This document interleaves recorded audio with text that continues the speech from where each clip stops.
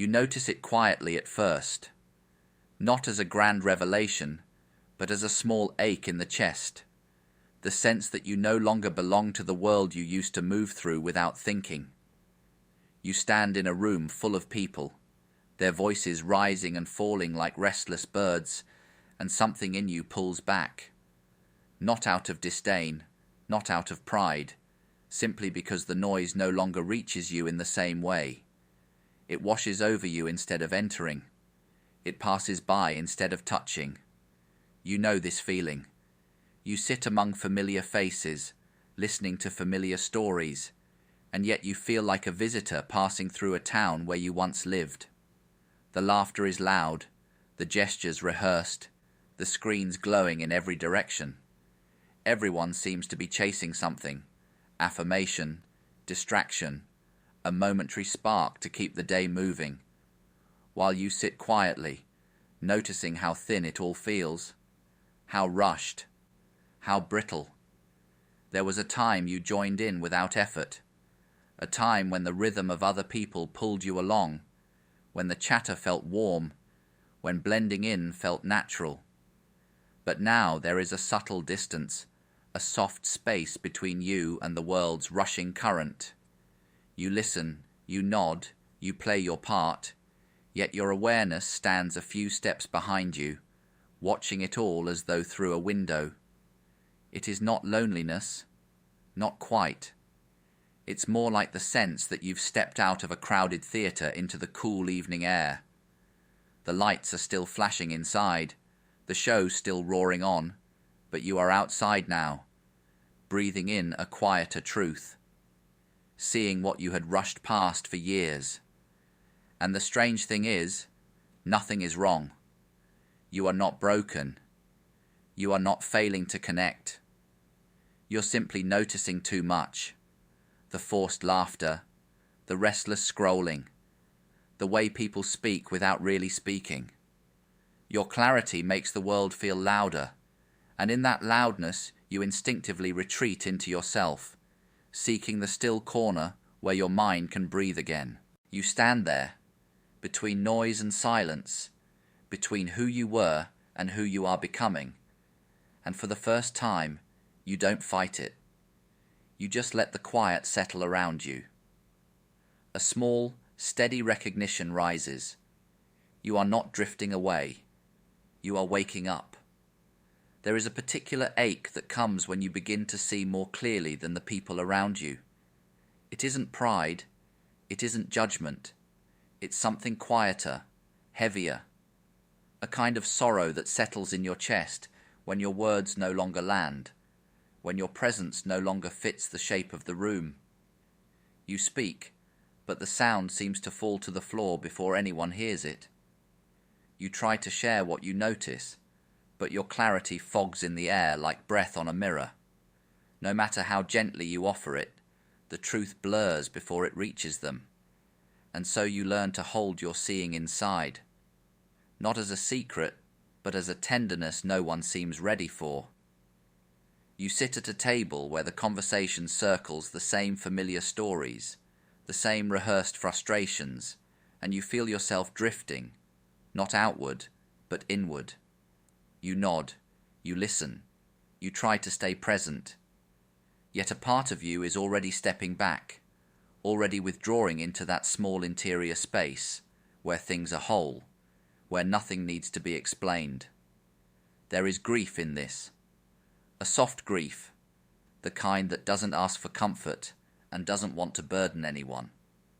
You know what it is to care deeply, to wish you could meet others where they stand. But there is an unspoken distance between your knowing and their need to remain untouched by it. When you point toward the quiet places, they turn toward the noise. When you pause, they rush ahead. When you see, they look away. And so you stand there with the ache of it, the ache of recognizing that the bridge between you has thinned, not through fault, but through growth. You haven't risen above them, and they haven't fallen behind.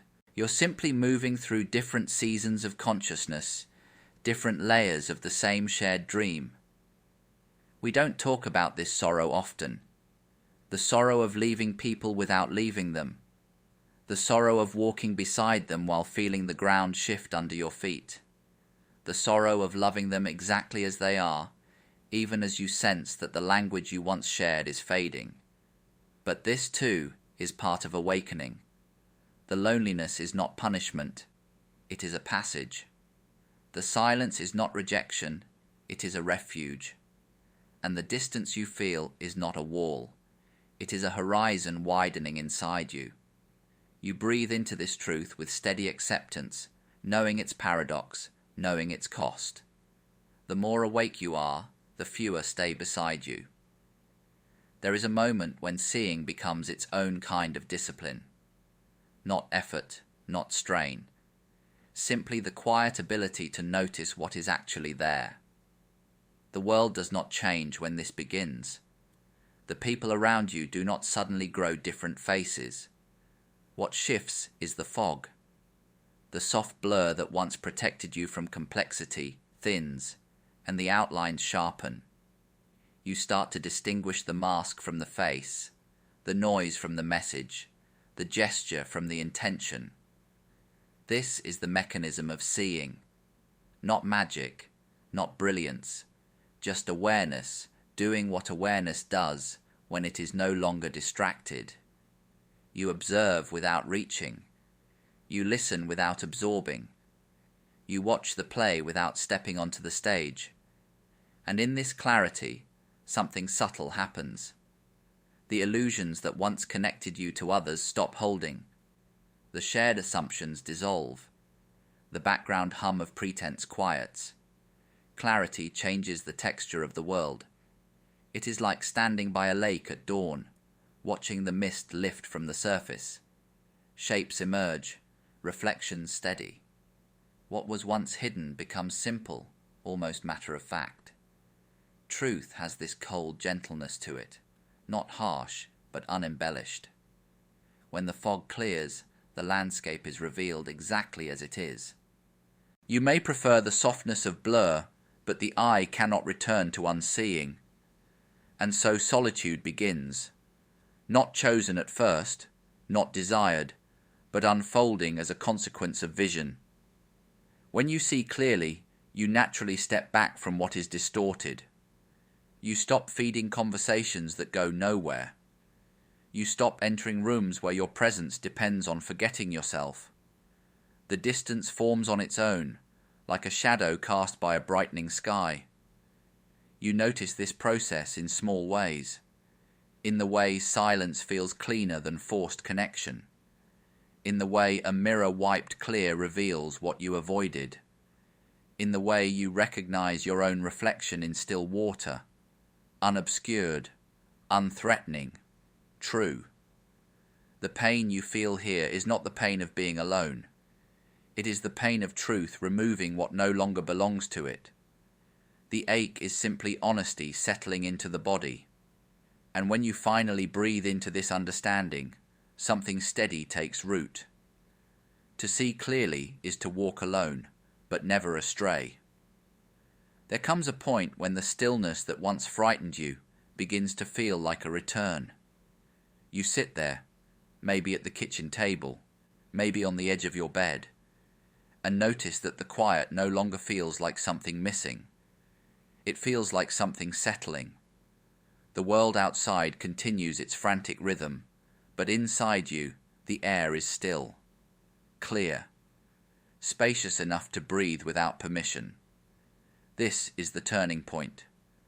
The moment you realize that your calm is not a sign of withdrawal, but a sign of arrival. For so long, you mistook your silence for apathy.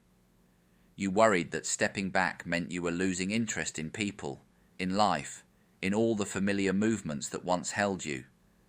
But now you see it differently. You're not drifting away from the world. You're simply refusing to race with it. You smile at this a little. A small, inward smile.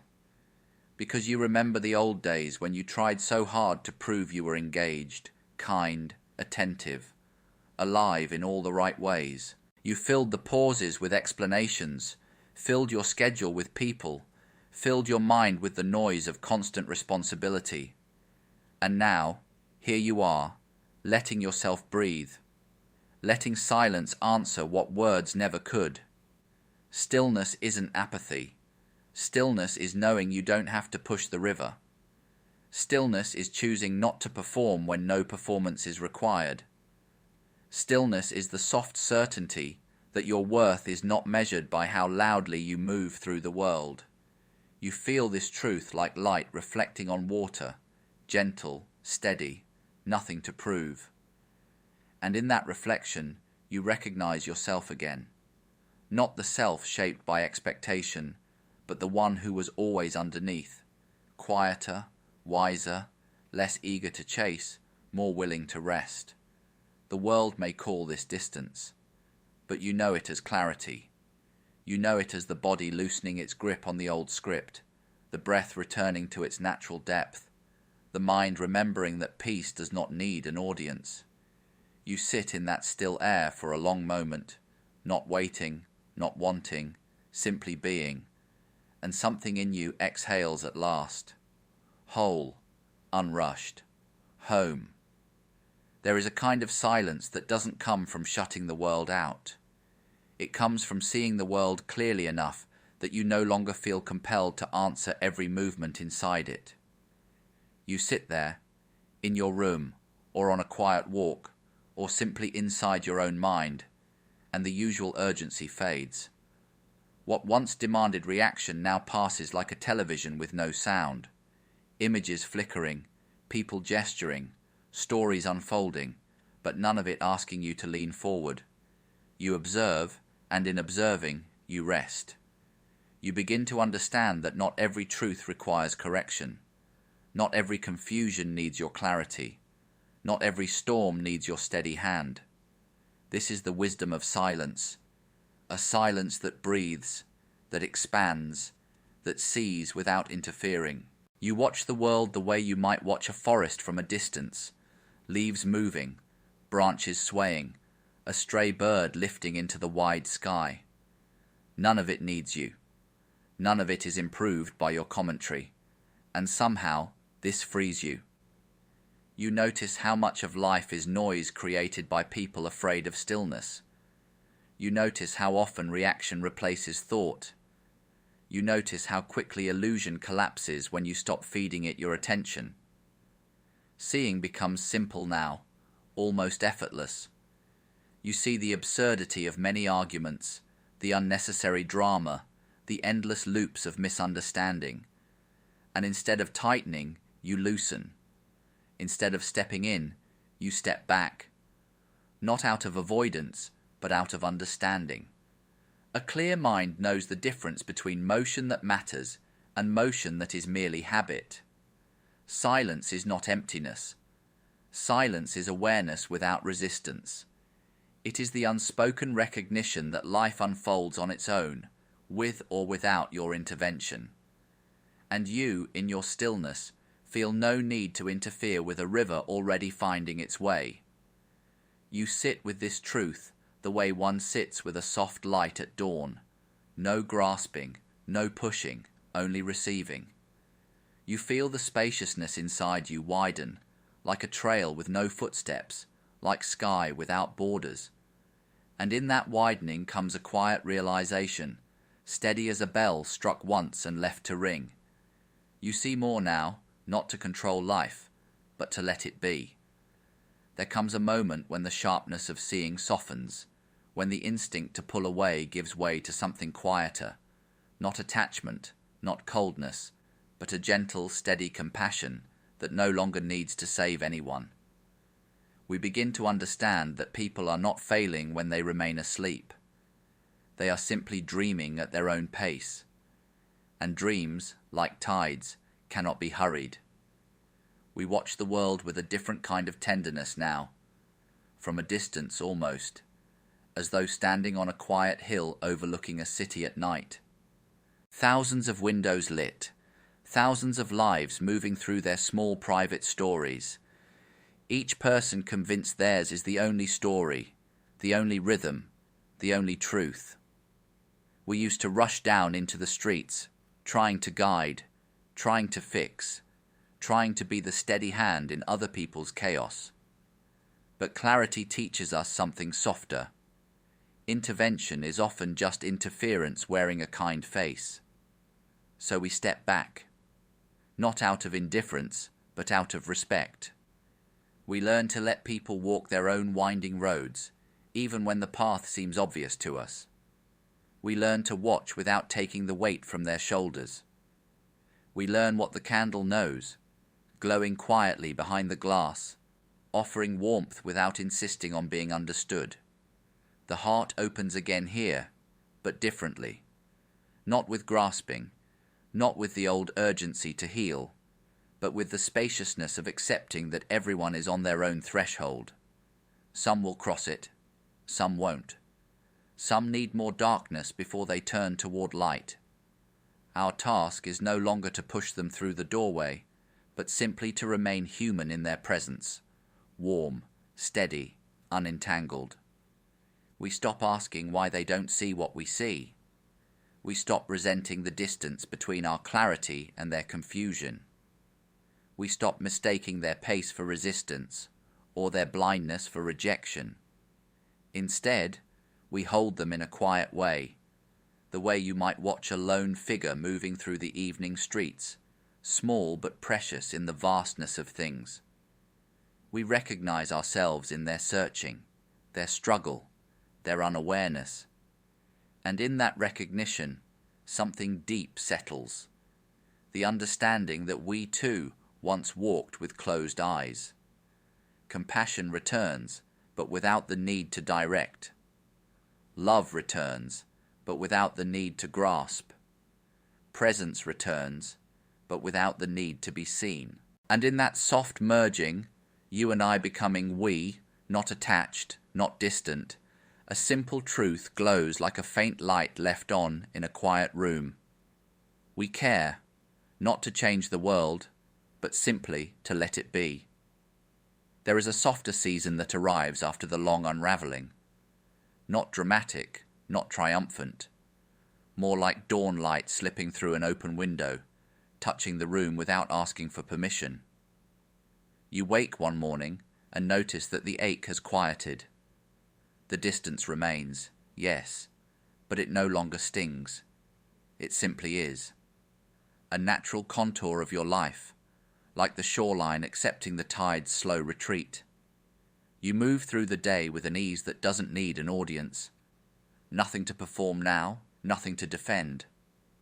The world continues in its familiar rhythm, screens glowing, voices rising, the old choreography repeating itself. And you feel neither compelled to join nor obligated to withdraw. You stand at a gentle midpoint, belonging to yourself in a way that does not require separation from anyone else. This is the quiet return, not a return to who you were, but a return to a deeper home inside you. The solitude that once felt like exile now feels like clarity. The silence you feared has become a companion. You breathe more slowly. You listen without absorbing. You walk through your life the way one walks beside the sea at first light, unhurried, aware, unconcerned with leaving footprints behind. You understand now that awakening was never about rising above the world. It was about resting within it. It was about seeing without striving, caring without clinging, being without performing. The truth you found did not elevate you. It leveled you. It placed you gently back into the wide fabric of things, no more important than a wave, no less essential than the wind. And so you live more simply. You open a window to let the morning in. You pause before speaking, allowing your breath to settle. You let others be exactly who they are, moving at the pace they must. You no longer search for meaning in every corner. You let meaning find you. There is peace in this, a peace that asks for nothing, proves nothing, promises nothing. It just holds you, the way quiet water holds the sky. And when you finally look at your life with clear, unhurried eyes, the truth stands softly before you, inevitable as dawn. You have not escaped the world. You have simply returned to yourself.